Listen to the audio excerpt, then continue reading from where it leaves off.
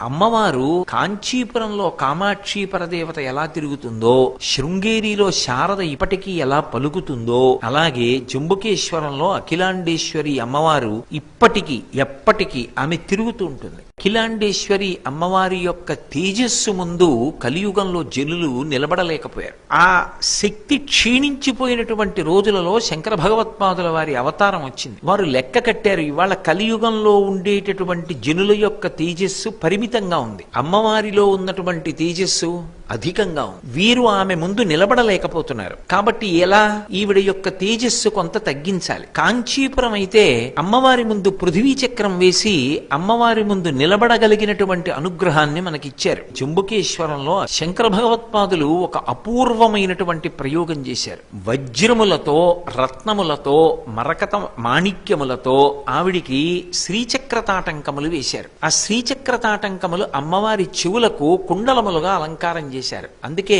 భారతదేశంలో ఉన్నటువంటి మిగిలిన అమ్మవారి మూర్తులన్నీ ఒకెత్తు, ఒక్క జంబుకేశ్వరంలో ఉన్నటువంటి అఖిలాండేశ్వరి అమ్మవారి యొక్క మూర్తి ఒకెత్తు. ఆ శ్రీచక్రతాటంకాలు వేసిన తరువాత అందరూ అమ్మవారి దగ్గరికి వెళ్లి నిలబడి దర్శనం చేసి ఆరాధన చెయ్యగలిగినటువంటి స్థితిని పొందారు. అటువంటి శ్రీచక్రతాటంకాలు మసకబారుతూ ఉంటాయి. కర్పూర నీరాజనం ఇస్తూ ఉంటారు, అమ్మవారికి పువ్వులవి అలంకారం చేస్తూ ఉంటారు, బట్ట కడుతూ ఉంటారు. ఆ శ్రీచక్రతాటంకములు మసకబారతాయి. మసకబారితే అవి తీసి మళ్ళీ సాన పెట్టాలి. అందులో పెద్దలు ఏం చెప్తారంటే 326 వజ్రములు ఉన్నాయి అని చెప్తారు. రెండు శ్రీచక్రతాటంకములలో కలిపి 326 వజ్రములు, వైఢూర్యములు, రత్నములు, మాణిక్యములు, మరకతమణులు ఇవన్నీ కూడా 326 ఉన్నాయి అని. అవి తీయాలి అంటే చెవుల నుంచి భారతదేశంలో ఒక్క కంచికామకోటి పీఠాధిపతులదే అధికారం. ఆ తాటంకములను ముట్టుకోవాలంటే కంచికామకోటి పీఠాధిపతులు పెడతారు. వెళ్ళి